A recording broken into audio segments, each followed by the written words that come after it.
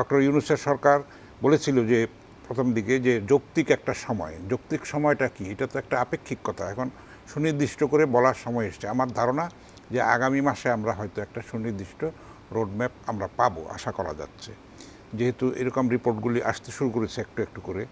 তো যেটা বললেন উপদেষ্টাদের ব্যাপারেও কিন্তু প্রশ্ন আছে লোকের, তারা কিন্তু সেইভাবে সবাই বিচক্ষণতার পরিপক্কতার পরিচয় দিতে পারছেন না। পরিষ্কার করে বলতে চাই, তারা কিন্তু আইনশৃঙ্খলা পরিস্থিতি সেভাবে ট্যাকেল করতে পারে নাই, নিত্যপণ্যের পারে নাই, সিন্ডিকেট ভাঙতে পারে নাই। কেন? সমস্যাটা কি এখন, তাই না? এগুলি তো কঠিনভাবে দেখতে হবে। মানুষের জনসমর্থন আছে, এই সরকারকে সবাই সাপোর্ট দিয়েছে, তো তারা সেটা করতে পারছে না কেন? এই প্রশ্নের জবাব তো দিতে হবে। 4 মাস পার হয়ে গেছে, হানিমুন পিরিয়ড ইজ ওভার, তাই না? এখন এগুলি কঠোরভাবে এগুলি সরকারকে অ্যাড্রেস করতে হবে, এই সংকটগুলিকে।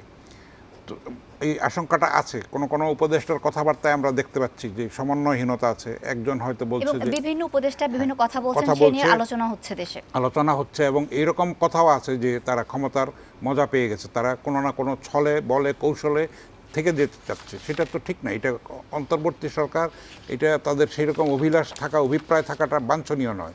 তারা একটা ক্ষেত্র তৈরি করে দেবে, একটা লেভেল প্লেইং ফিল্ড করবে, একটা গ্রহণযোগ্য স্বচ্ছ সবার ভোটাধিকার নিশ্চিত করে একটা নির্বাচন করবে, আন্তর্জাতিক মহলে যেটা গ্রহণযোগ্য হবে, তো তারপরে তারা বিদায় নিয়ে যাবে। তো এটা কিন্তু সব উপদেষ্টার কথার মধ্যে আমরা পাচ্ছি না। আবার এমনও বলা হচ্ছে যে সংস্কার আগে হবে তারপরে নির্বাচন হবে। এখন ডিম আগে হবে না মুরগি আগে হবে, এটা একটা কঠিন প্রশ্ন।